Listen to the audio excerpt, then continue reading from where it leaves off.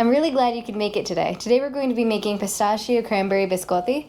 And biscotti is a traditional Italian dessert known for its unique shape and its crunch.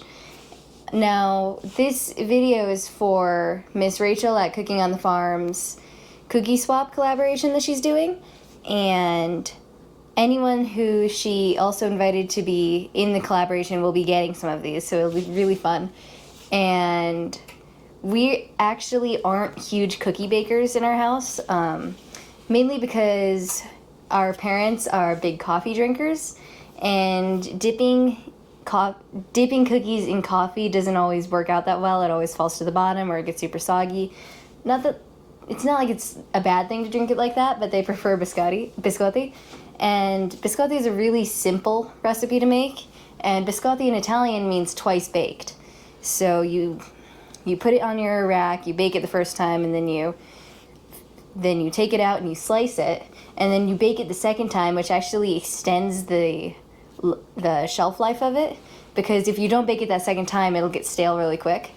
And then after you bake it the second time, you can keep it in the pantry for weeks. For this one, we're going to be using cranberries and pistachios because, well, obviously it's going to have a very Christmassy color to it, and I think it's just going to taste really good.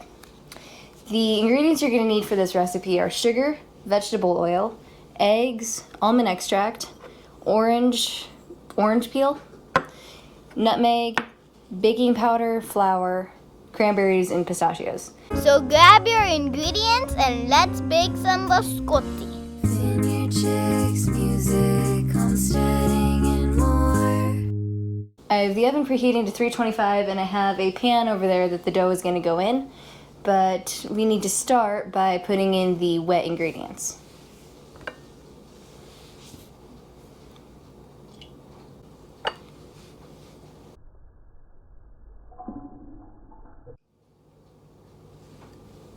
I love the smell of almond extract. You can actually tell that in some of our videos that involve other Italian recipes, we use a lot of almond extract instead of vanilla extract. And I prefer it because of its smell and it gives it a nice flavor. But that's really just personal preference. To add in another egg. And we also need to add in the sugar.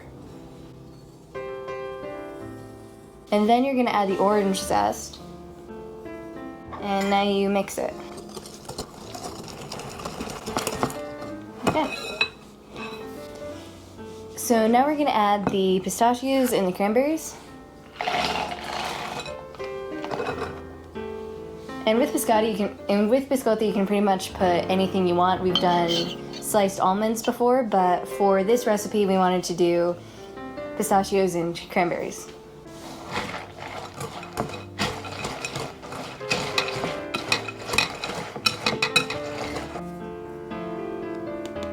And this is our flour.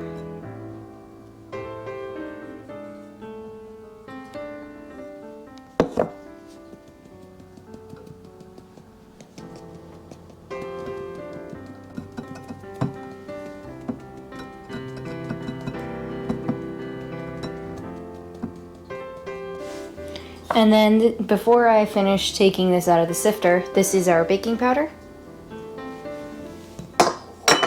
And this is our nutmeg. We have nutmeg in here because it complements the flavor of coffee. I'm not much of a coffee drinker, but my mom really, really likes nutmeg with coffee. And now you're just gonna mix it until it incorporates as well as possible. It's gonna be a very sticky batter because there's a lot of flour and you're not using water. It's been stirred really well, and then I scraped the side of it with the spatula. It's a very sticky dough, and it's a bit wetter than a bread dough. So if you're a bread maker, you pretty much know what to expect from it. But we're just gonna take this out and we're gonna put it in our baking sheet, and then we're gonna bake this. My baking sheet has an oven liner, and if you don't have this, you can also use parchment paper. So we're just gonna split this in half.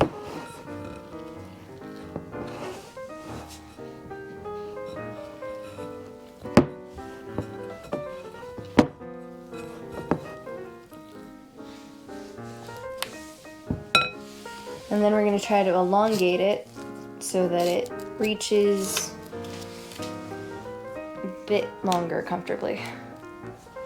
And it's gonna expand quite a bit in the oven.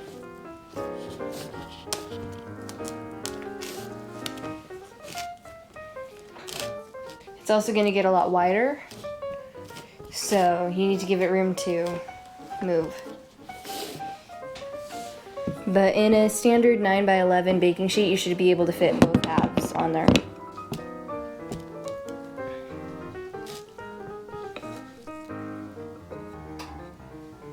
And I do like the color that the pistachio and the cranberry are giving it. You can also use flour to maneuver this so it's not like sticking to you as much. But I decided not to. I cleaned up a bit and I smoothed this out with a spatula a little bit. But if you use flour and you're not stubborn, then it'll probably work out a lot easier. So now we just have to put this in the oven, but before we do that, we need to put an egg wash over it. And what the egg wash does is it promotes a even browning, and it also gives it a nice shine so that when you're serving it or when it just comes out, it looks a lot prettier.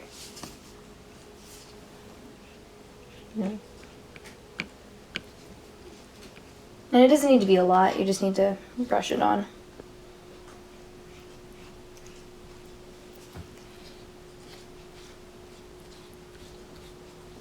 Alright, so now we're going to put this in the oven, and when it's ready to come out, I'll get you guys back.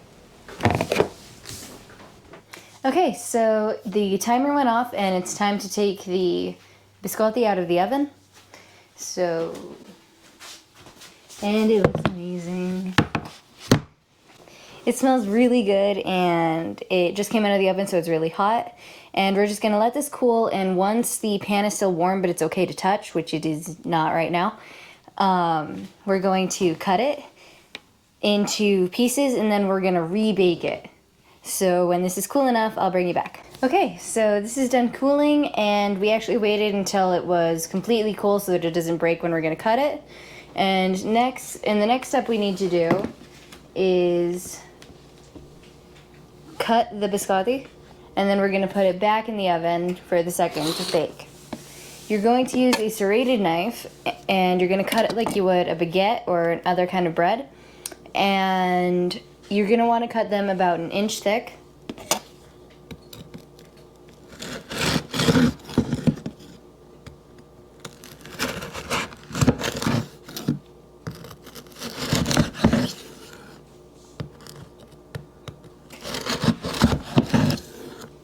They're gonna look like that, and then the inside looks really pretty. And then once they're cut, you're gonna line them so that the side is up, and you're just gonna line them like that. Just gonna do that real quick so I have some room.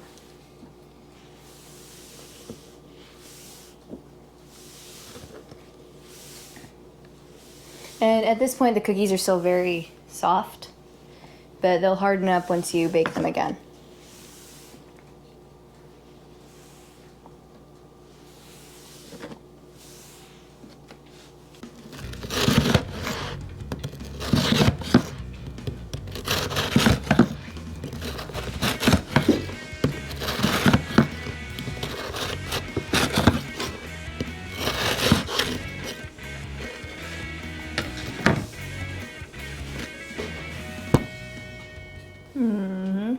Can I have some of the crumbs? Possibly. It's not a straight answer. That's the point. It's not fair. I didn't give an answer. I know, that's the point. And now we're just gonna put this back in the oven for 20 minutes, and I'll get you back when it's done.